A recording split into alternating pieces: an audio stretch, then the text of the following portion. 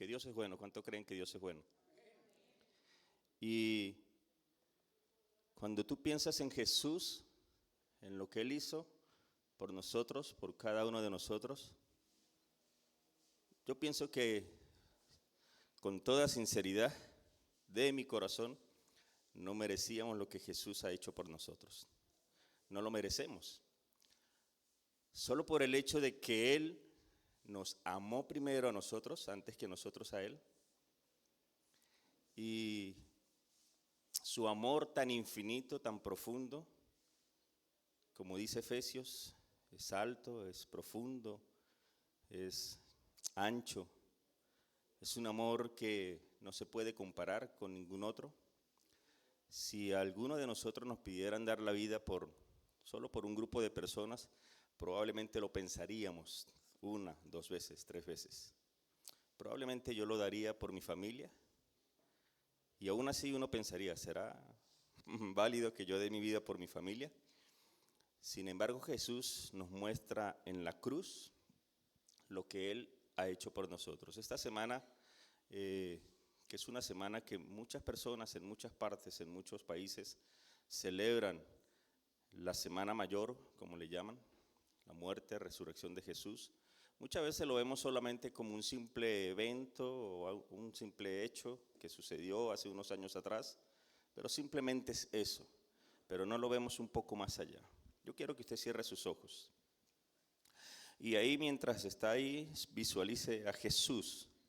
No sé cómo se lo imagina usted, no sé cómo se imagina usted el rostro de Jesús, no sé cómo lo pudiera ver, pero yo quiero que imagine por unos instantes, antes de empezar, a Jesús en su corazón.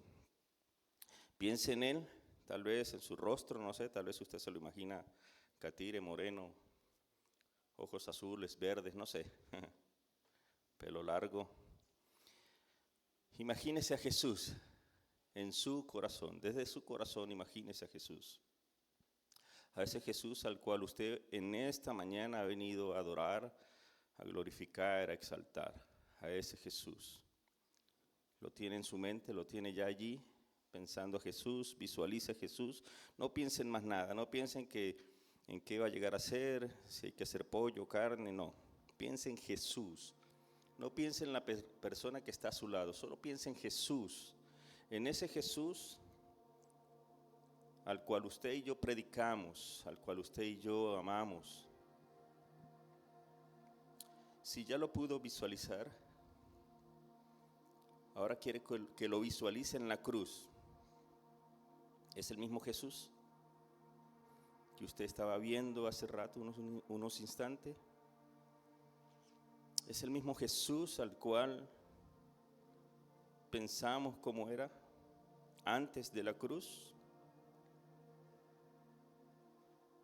Señor, te necesito todos los días. Ese Jesús que está en la cruz no es el mismo que caminó entre la gente. Es uno diferente, es uno distinto. Y quiero que ahí con sus ojos cerrados escuche lo que dice la Escritura. Ahí, no abra sus ojos todavía, visualiza a Jesús en la cruz. Dice el libro de Isaías 53, verso 2. Subirá cual renuevo delante de él y como a raíz de tierra seca. Y no hay parecer en él, ni hermosura. Le veremos, mas sin atractivo que le deseemos, despreciado y desechado entre los hombres, varón de dolores, experimentado en quebranto, y como que escondimos de él el rostro. Fue menospreciado y no lo estimamos. Ciertamente llevó él nuestras enfermedades y sufrió nuestros dolores, y nosotros le tuvimos por azotado, por herido de Dios y abatido. Mas él fue herido por nuestras rebeliones, molido por nuestros pecados.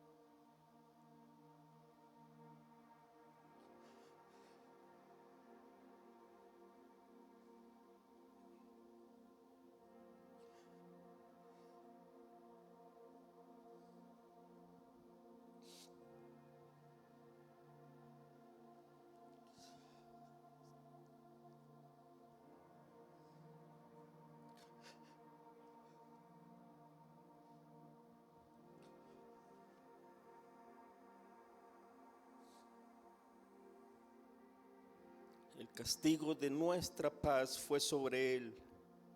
Por su llaga fuimos nosotros curados. Todos nosotros nos descarriamos como ovejas.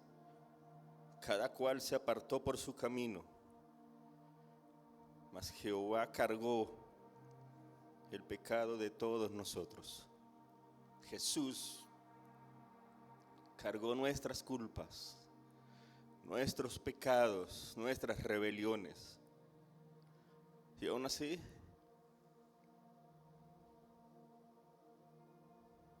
nos apartamos como ovejas descarriadas delante de Él. Él está aquí en este lugar. Visualiza a Jesús en este lugar, porque Él está aquí en este lugar ahora. Está aquí Jesús. Es el Jesús por el cual usted y yo estamos aquí. Es el Jesús por el cual usted y yo tenemos vida. Es el Jesús por el cual nosotros le debemos tanto a Jesús. Pero Él ya pagó el precio por cada uno de nosotros. No tenemos que hacer más nada. Simplemente creerle a Él.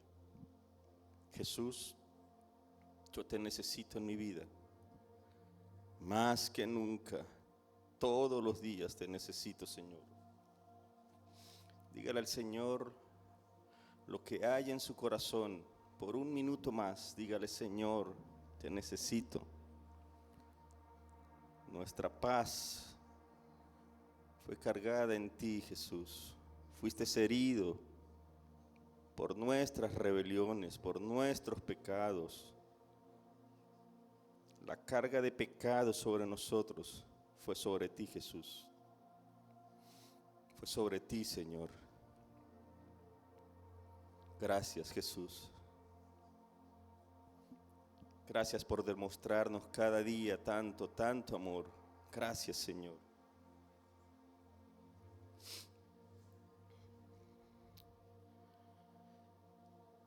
La gloria y la honra es para Él en este día. Quiero compartirles un tema en esta mañana que lleva como título: ¿a quién buscas? ¿En la tumba o en la cruz? El pasaje de Isaías, o el profeta Isaías, pudo revelar en el capítulo 53 a nuestro Señor Jesucristo. Y nuestras rebeliones fueron cargadas en Él. Cuando usted lee este capítulo, visualiza a Jesús en la cruz. Y pensamos a veces, decía hace rato Ezequiel, hablando de la película de La Pasión de Cristo, que pareciera que Mel Gibson exageró un poco, ¿no? Pero cuando usted lo lee aquí en la Escritura, yo creo que no exageró. Yo creo que tal vez, dice aquí la Escritura, que perdió su hermosura. Usted sabe, perder la hermosura. ¿Cuándo se pierde la hermosura de una persona? Cuando es golpeada, cuando es latigada, cuando sufre algunas penalidades. Jesús pasó por cada una de esas situaciones. ¿Sabe? Pensamos muchas veces, y perdón, pensamos que Jesús no ha sufrido lo que nosotros hemos pasado. Probablemente cada uno de ustedes ha pasado por algunas situaciones difíciles. Pero Jesús, aún estando en la cruz, dijo: Padre, me has abandonado. Tal vez usted se ha sentido en algún momento abandonado por el Señor, que el Señor pareciera que no oyera nuestras oraciones, que no oyera nuestras súplicas, que no oyera lo que nosotros oramos día a día, Señor, pero parece que se olvidó de nosotros. Jesús dijo en la cruz: Padre, me has abandonado. ¿Sabe? Se sintió solo por unos instantes allí en la cruz. Entonces, es irónico, ¿verdad? Jesús también pasó por la soledad. Cuando estaba orando con sus discípulos en el monte y estos se quedaron dormidos y él llegaba, ¿qué cree usted que sintió Jesús en su corazón? Oye, me traje a estos para que vinieran y me acompañaran y se han quedado dormidos. Porque Jesús también tenía emociones, sentía tristeza, dolor, angustia, preocupación. Jesús es la mejor persona que puede entenderlo a usted y a mí. Yo quiero hacer referencia en esta mañana a dos cosas importantes. No me voy a enfocar en una de ellas, pero sí quiero que usted vea dos cosas importantes de Jesús. Y es un tiempo propicio esta semana para poder hablar de ellas. Muchas iglesias están hablando de la cruz, están hablando del sacrificio de Jesús y están hablando también de la resurrección. Hoy muchas partes hablan de la resurrección. En el libro de Juan voy a leer dos pasajes diferentes, en dos libros diferentes. En Juan 11:25 dice la Escritura en la Nueva Traducción Viviente: Jesús dijo: yo soy la resurrección y la vida. El que cree en mí vivirá aún después de haber muerto. Todo el que vive en mí y cree en mí jamás morirá. Y la pregunta que hace allí es: ¿lo crees, Marta? En la Nueva Versión Internacional, ese mismo pasaje dice: entonces Jesús le dijo: yo soy la resurrección y la vida. El que cree en mí vivirá, aunque muera.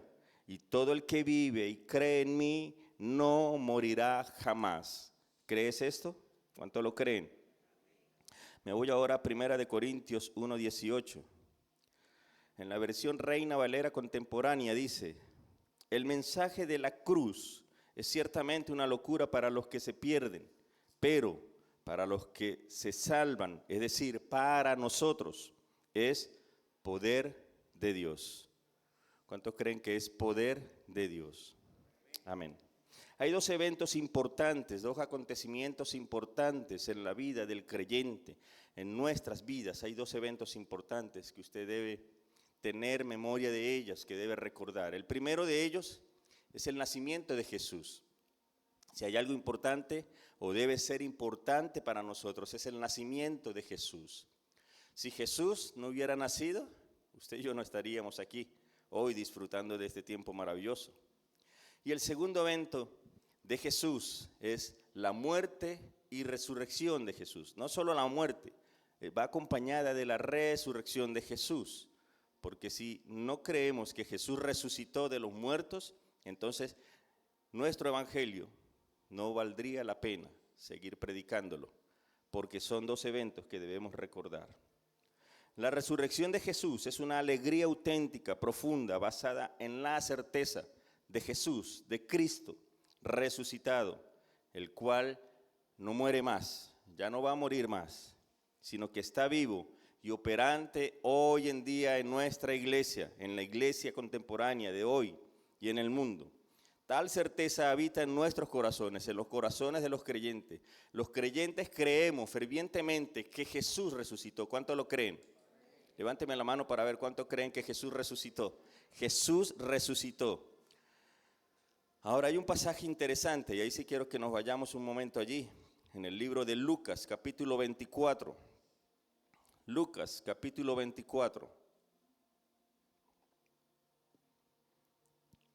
Tenemos el evento de la resurrección en la versión Reina Valera del 60. Lo voy a leer allí. Dice: el primer día de la semana, muy de mañana, vinieron al sepulcro trayendo las especies aromáticas que traían.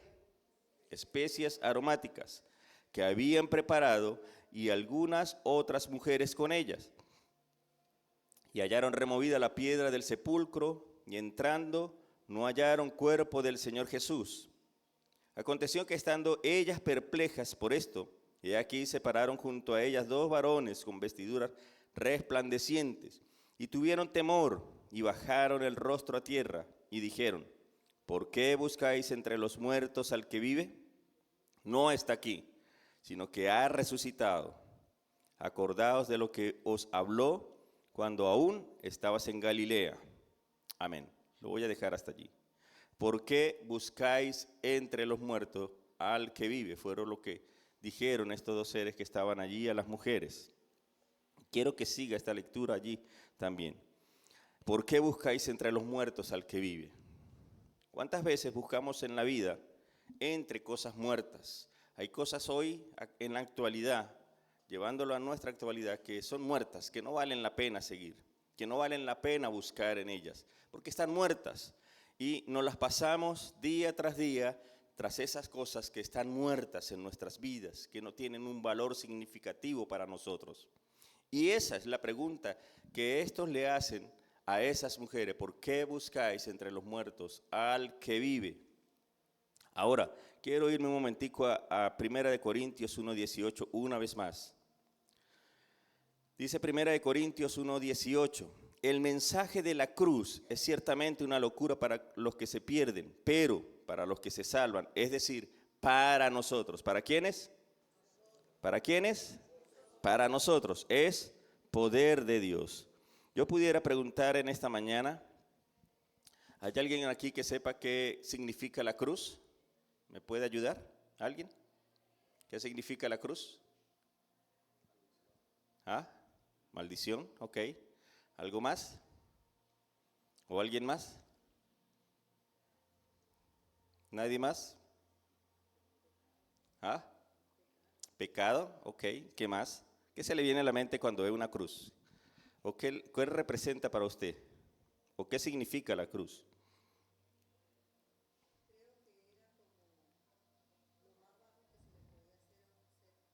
Ok, sí, está bien. ¿Un concepto más? ¿Uno más? Ayúdenme. Ah, castigo. Ok. Básicamente el significado de la cruz es muerte. ¿Sí? Ese era el significado de la cruz, obviamente. Aproximadamente desde el siglo VI antes de Cristo y en el siglo IV después de Cristo, como casi 500 años más o menos, se utilizó la cruz como un símbolo para propiciar la muerte de algunas personas, ¿sí? Se utilizó en eso, era un método que era tortuoso, era doloroso, y la idea de la cruz era exponer públicamente a quienes colgaban allí, y lo dejaban durante todo un día, hasta que esta persona que estaba allí colgada en la cruz se moría, ¿sí? Ese era el significado que tenía la cruz. Ahora bien, hablando un poquito de los orígenes de la crucifixión o la cruz, lo que se hacía allí en ese sacrificio, fue impuesto mucho antes que los romanos. Los romanos la adoptaron de los pueblos persas. Los persas lo utilizaban para hacer esto. Y los romanos, en las guerras que ellos hacían, vieron esto y lo tomaron para ellos. Los romanos adoptaron la cruz como un símbolo para poder castigar. Pero ¿a quiénes castigaban los romanos? No era para los mismos romanos. La cruz no la hacían o no la colocaban o no crucificaban a alguien que fuera romano. Lo hacían para esclavos, para rebeldes, ¿sí? Ladrones, rebeldes, quienes se rebelaban, ahí los colgaban. A extranjeros lo hacían para ellos. Algún enemigo que habían atrapado y querían exponerlo públicamente delante de todos para que lo vieran. E incluso en algunas guerras los colgaban y los dejaban allí. Y los pueblos enemigos podían visualizar la cruz. Y a veces, solo a veces, en ocasiones, lo hacían para aquellos soldados que deshonraban a Roma. Solo a veces. No lo utilizaban para los ciudadanos romanos. Para ellos utilizaban otro tipo de métodos, pero no la cruz, porque la cruz significaba algo degradante. De hecho, en Deuteronomio, cuando usted lo lee, dice que maldito aquel que es colgado en un madero. Ahora bien, ese es el concepto que se tiene y probablemente le hemos dado una concepción diferente hoy o hay una polémica, no sé, como sea, acerca de la cruz. Pero cuando ya en la cruz hubo un personaje diferente, que no era un delincuente, no era un enemigo, no era alguien que había cometido un delito, sino es Jesús, el Hijo de Dios. Él cambia significativamente ese concepto, esa concepción de la cruz. Y ya para nosotros significa algo diferente. Yo voy a hablarlo en dos partes diferentes. El significado bíblico que nos muestra la cruz. En Isaías 53, que lo acabamos de leer, en el versículo 5, dice, pero Él será herido por nuestros pecados, molido por nuestras rebeliones, y sobre Él el castigo de nuestra paz, y por su llaga seremos sanados. Esta está en otra versión, obviamente. Isaías 53, 5. El significado de la cruz, al estar Jesús allí, pasa a tener otra concepción o otro concepto. Y es ese concepto que yo quiero traerles en esta mañana. Número 1, para nosotros significa la muerte expiatoria. Ya no tenemos que hacer sacrificios. ¿O alguno aquí hace sacrificios?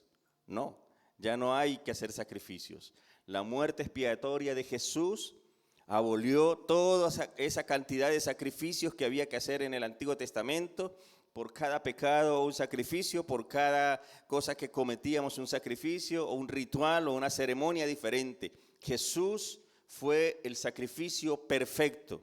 Su sangre molido ahí en la cruz, su sangre impregnada ahí en la cruz, nos permitió a nosotros vida eterna y una nueva oportunidad o esperanza para nosotros seguir adelante. Lo segundo que podemos ver es obediencia perfecta. Filipenses 2:8. Jesús, siendo Dios, se humilló hasta la muerte, dice Filipenses 2:8, y hasta la muerte de cruz. Fíjense que la misma escritura menciona, ahí está, bueno, ahí lo tenemos. Y estando en la condición de hombre, se humilló a sí mismo, haciéndose obediente hasta la muerte y muerte de cruz. Jesús fue obediente y ahí en la cruz cumplió lo que tenía que cumplir, lo que vino a hacer por nosotros. Lo tercero es que en la cruz obtuvo la victoria sobre el pecado y sobre la muerte. Colosenses 2:15. Fue allí que Cristo desarmó todo aquello que se había tornado en contra de él y lo desarmó allí en Colosenses 2:15. No sé si me lo pueden colocar allí. En la cruz, Cristo desarmó los poderes de la oscuridad, triunfando sobre el pecado y sobre la muerte. Dice, y despojando a los principados y a las potestades, los exhibió públicamente. Así como públicamente se exhibían a las personas en la cruz, Jesús exhibió allí en la cruz al pecado, a los principados, a las potestades, públicamente. Y dice allí, triunfando sobre ellos en, ¿dónde? En la cruz. Jesús triunfó en la cruz. Y lo último, el nuevo pacto, Lucas 22:20. La sangre derramada en la cruz sella el nuevo pacto entre Dios y la humanidad basado en la gracia y el perdón. ¿Cuánto lo creen? Dice aquí, de igual manera, después que hubo cenado, tomó la copa diciendo, esta copa es el nuevo pacto. ¿Es el nuevo qué? Pacto en mi sangre, que por vosotros se derrama. En la cruz Jesús selló el pacto. Sabe, anteriormente algunos pueblos, algunas naciones sellaban pacto con sangre. Se cortaban la mano, untaban la mano y era el sello de pacto que hacían dos personas o dos naciones para sellarlo con sangre. Jesús aquí en la cruz lo sella con el nuevo pacto en su sangre derramada por nosotros, por cada uno de nosotros. Ahora ya no estamos en la ley, ahora estamos en la gracia de Jesús. ¿Y cuántos pueden decir amén? El segundo significado teológico en esto de la cruz es que a través de él nosotros tenemos el amor incondicional. ¿Qué dice Juan 3:16? ¿Lo conocemos bien? ¿Qué dice? Porque de tal manera amó Dios, ¿a quién? Al mundo, que ha dado a su Hijo unigénito, para que todo aquel que en él crea no se pierda, mas tenga vida eterna. Jesús selló en la cruz aquella vida eterna que usted y yo necesitábamos, porque de tal manera amó Dios al mundo que ha dado a su Hijo unigénito para que todo aquel que en él crea no se pierda, mas tenga vida eterna. ¿Cuántos tienen vida eterna? Amén. A través de la cruz nosotros somos justificados. Romanos 5:1. A través de la fe en el sacrificio de Cristo en la cruz, nosotros somos justificados. Dice ahí, justificados pues por la fe, tenemos paz para con Dios por medio de nuestro Señor Jesucristo. Yo me imagino a Jesús cada día delante del Padre Celestial. Yo no sé si usted se lo imagina, pero yo me lo imagino allá, delante del Padre, rogando por cada uno de nosotros, justificándonos, diciendo, Señor, dale otra oportunidad a Richard. Yo sé que lo hizo mal, pero dale otra oportunidad. Yo creo en él. Yo creo que él va a seguir adelante. Yo creo que mi hija, mi hijo va a seguir adelante. Yo creo en él. Padre, todavía, dale otra oportunidad. Jesús justificándonos delante del Padre Celestial. Jesús pidiéndole por usted, por mí, justificándonos. ¿Sabe por qué? Porque el sacrificio de Jesús en la cruz no es cualquier sacrificio. Él sabe lo que significa. Jesús sabe que ese sacrificio significó mucho. Aun cuando nosotros somos débiles y pecamos delante de Dios, aún Él sigue creyendo en cada uno de nosotros. Él sigue creyendo en usted. Por eso usted está en esta mañana aquí, porque Jesús sigue creyendo en usted y lo justifica delante del Padre diciéndole, yo di mi sangre por ellos, yo di mi vida por ellos y creo que ellos van a seguir adelante, creo que ellos en algún momento lo van a entender, es lo que esto nos está diciendo. Y por último, transformación y nueva vida. Gálatas 2:20, al identificarnos con la muerte y la resurrección de Jesús en la cruz, somos transformados y vivimos una nueva vida. Con Cristo estamos juntamente crucificados. Fíjese allí, con Cristo, usted y yo estamos juntamente, ¿qué? Crucificados. Qué bueno esto. Usted no pasó el dolor que pasó Jesús, pero la escritura en Gálatas dice que ya estamos juntamente con Cristo crucificados y ya no vivo yo, mas Cristo vive en mí. Lo que ahora vivo en la carne, lo vivo en la fe del Hijo de Dios, el cual me amó y se entregó a sí mismo por mí. Esto debe ser importante para nosotros, amados. Esto debe significar algo para usted, para mí. Debe significar algo importante en nuestras vidas, porque Cristo fue crucificado por usted y por mí. ¿Lo crees? Yo creo esto. Cristo fue crucificado por nosotros. Ahora bien, quiero que vayamos una vez más al pasaje de Lucas, capítulo 24. Fíjese algo importante que vemos en el primer versículo. Dice que en el primer día de la semana, muy de mañana, vinieron al sepulcro trayendo las especias aromáticas que habían preparado un grupo de mujeres.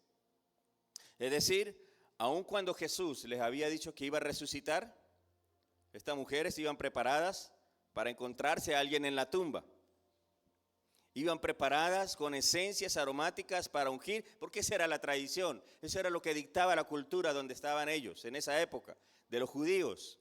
La tradición era que ellos debían ir con especias aromáticas para preservar un poco más tal vez el cuerpo, no sé, ellos lo hacían por alguna tradición, pero fíjese que ellas llevaban especias aromáticas que habían preparado, porque esperaban ver allí a alguien en la tumba. Esperaban ver a alguien allí muerto en la tumba.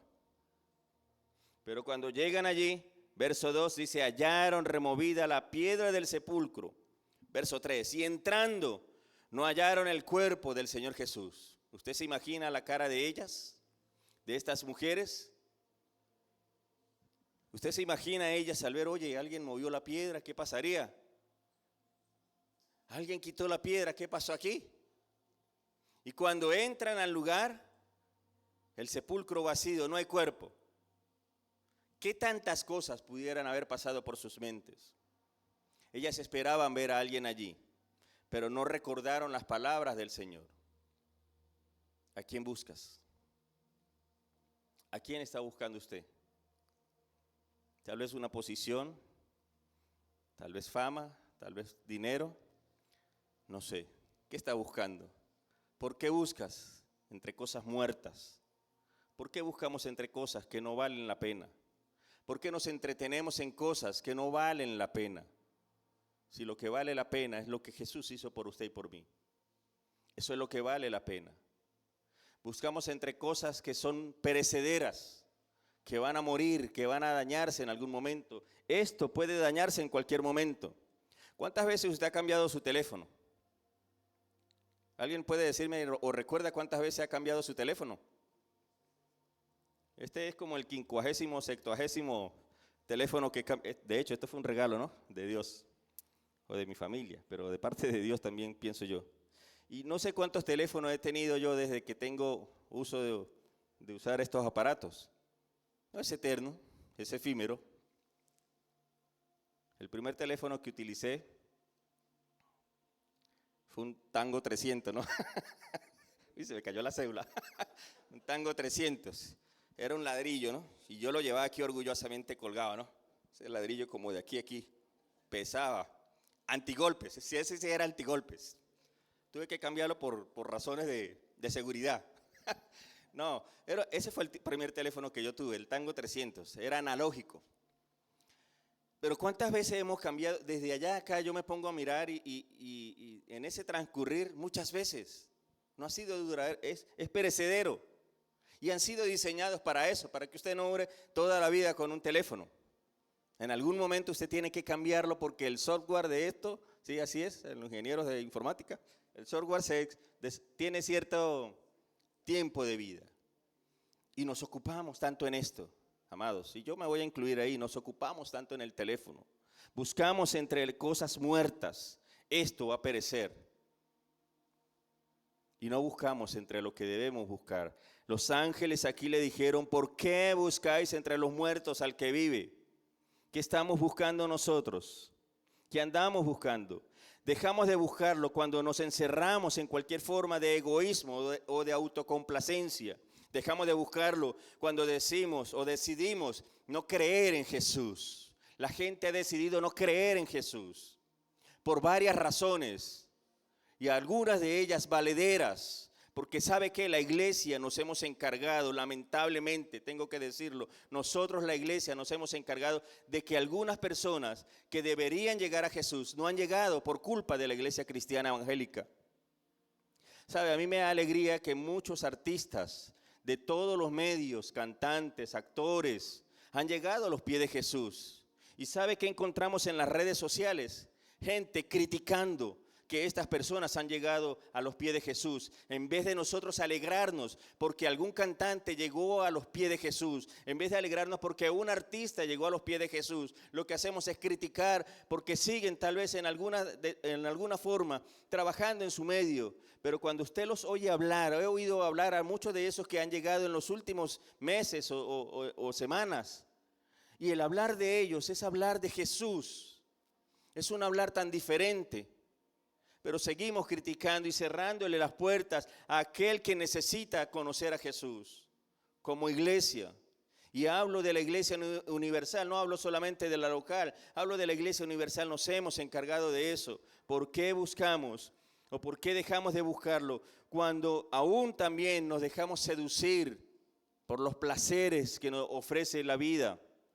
Por los placeres que nos ofrece la sociedad, dejamos de buscarlo cuando nos olvidamos de Dios, nos olvidamos del prójimo, nos olvidamos de las Escrituras y decimos, mejor me uno a este grupo, mejor me uno a este otro grupo.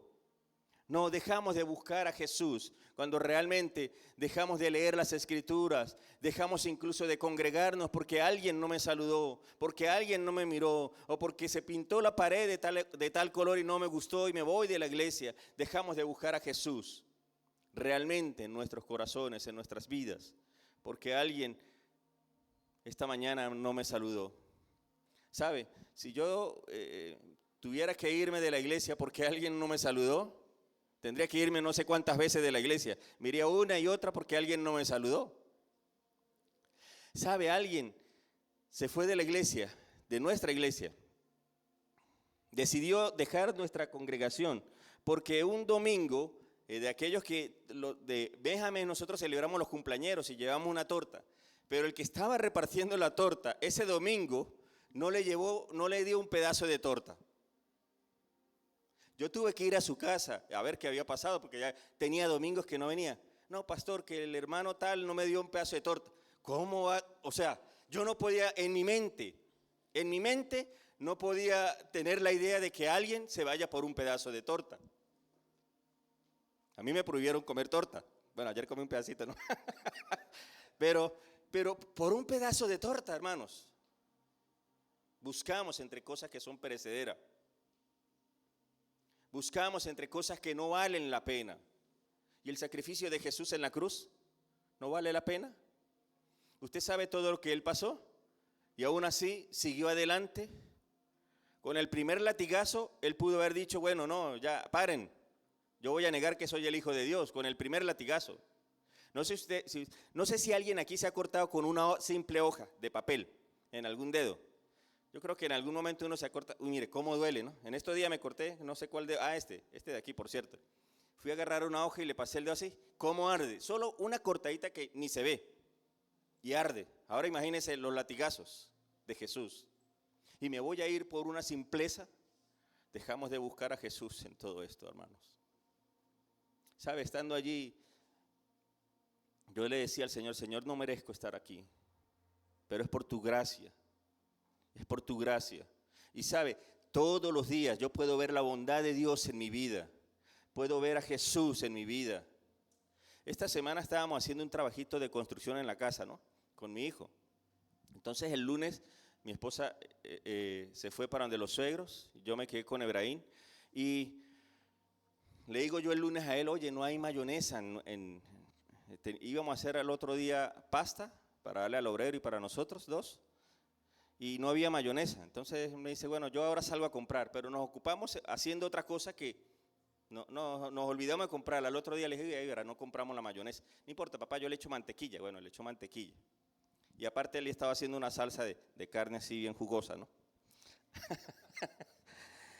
Mire, hermano, usted no me está preguntando, pero el miércoles en la noche, cuando terminamos el trabajo que estábamos haciendo en casa de construcción, tirando un pisito atrás de la casa, el miércoles en la noche, como casi a las 9 de la noche, una niñita toca la puerta de mi casa. Yo estaba ocupado en la cocina arreglando y haciendo otras cosas allí. La niñita toca la puerta y yo le digo, Efraín, salga a ver quién es. Efraín pensó que era una vecinita. Era alguien de la congregación, una niña, venía con su papá. Y esta niña le dijo, ahí viene mi papá, que les va a traer algo. Entonces venía con 2 bolsas negras, ¿no? 2 bolsas negras. En una traía una cantidad de verduras, muchísimas verduras. Ya en la nevera casi no había, ¿no? No había ni una papita, habían verduras. Y en otra habían víveres, pero entre los víveres venía una mayonesa. Yo decía, wow. O sea, ¿quién sabía eso? Yo no le conté eso al hermano, ¿no? Pero Dios, aún en esas pequeñeces o insignificancias de nuestras vidas que pensamos, una mayonesa insignificante, yo pude haber ido a comprar una, ¿no? Probablemente. Pero Dios nos complace aún en esas cosas tan pequeñas que no lo pensamos. ¿Quién lo sabía? Dios sabía que no había mayonesa en mi casa. Pero aparte de eso no me mandó solo la mayonesa, me mandó verduras y me mandó víveres. No había café y ya el café estaba en la última línea y también nos mandaron café. ¿No voy a creer yo en ese Dios maravilloso en mi vida? ¿No voy a creer yo en ese Dios que resucitó de los muertos? Creo en ese Dios que resucitó de los muertos. ¿Por qué buscamos entre las cosas que son vanas? Quiero cerrar esto con este pensamiento del pastor Charlie Stanley. No sé si lo han oído en algún momento. Él ha tenido algunas prédicas. Ya murió ese pastor. Pero él pronunció algo que me llamó la atención. Y me gusta ese pensamiento de él. Él dijo esto, textualmente lo voy a leer, porque no me lo sé de memoria. Dice, la cruz es el símbolo del cristianismo, pero es mucho más de lo que algunos piensan. La crucifixión de Cristo Es una doctrina muy importante, pues el comprenderla hace posible el que tengamos o no vida eterna. Esta no solo fue la ejecución de un judío en la cruz. Lo que realmente sucedió en ese evento fue que Dios mismo ofreció la solución al pecado y a la muerte espiritual. Charlie Stanley dijo estas palabras: la cruz no es simplemente cargarla en una pulsera o en un collar, ¿sí? O en una corbata. Yo tengo una corbata que me regalaron con muchas cruces. No es simplemente eso, va mucho más allá de eso. Representa mucho más, para nosotros representa mucho más. Los primeros cristianos del siglo I, ellos tenían símbolos. Nosotros a través de la historia de la humanidad hemos utilizado símbolos en nuestras vidas. Las señales de tránsito son símbolos que nos indican alguna cosa. Los primeros cristianos utilizaron el ixoyé. No sé si se acuerdan el ixoyé, que es un pececito, ¿sí? Una línea arriba, otra línea abajo, y ellos se identificaban para saber que alguien era cristiano.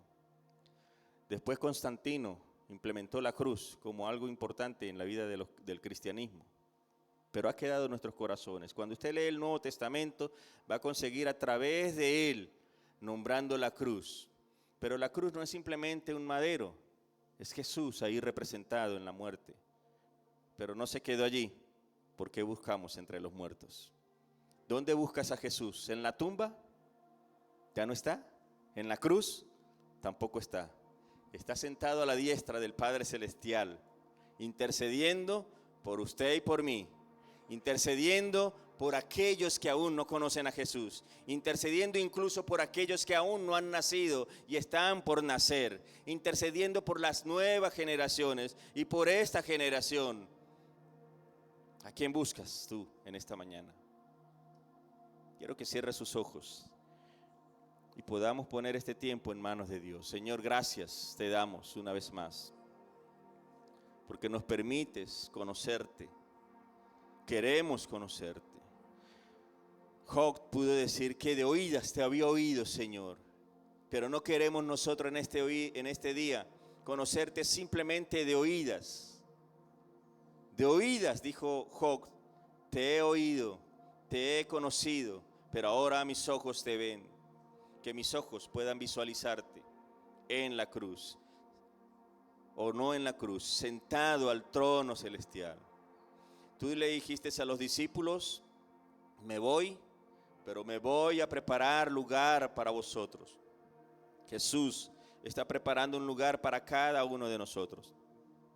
Jesús está preparando moradas para nosotros. La nueva Jerusalén, la Jerusalén que hoy necesitamos. Jesús está preparando una nueva tierra para nosotros, un nuevo paraíso, algo especial para cada uno de nosotros. No busquemos entre las cosas que son vanas, no busquemos entre las cosas que no valen la pena, busquemos a Jesús. Puesto los ojos en Jesús, el autor y consumador de la fe, nuestro Señor Jesucristo. A Él debemos buscarle, a Él debemos honrarle, a Él debemos servirle, porque si le servimos a Él, vamos a poder servirle al hombre. Si le obedecemos a Él, vamos a poder obedecerle al hombre, porque nuestra mirada no está en el hombre, está en Jesús, el autor y consumador de la fe, Señor. Que nuestra mirada esté puesta siempre en ti, oh Dios. Que nuestra mirada esté puesta siempre en Jesús de Nazaret. Hoy te damos gracias, hoy te damos gloria, honra y honor, Señor, por permitirnos este tiempo maravilloso. Gracias, Jesús, por lo que has hecho en la cruz del Calvario, por cada uno de nosotros. Bendecimos tu nombre, Señor, y bendecimos a esta maravillosa iglesia que hoy también predican las buenas nuevas de salvación. Gracias, Señor, por tu amor y tu misericordia. En el nombre de Jesús. Amén y amén. Bríndele un fuerte aplauso a Jesús.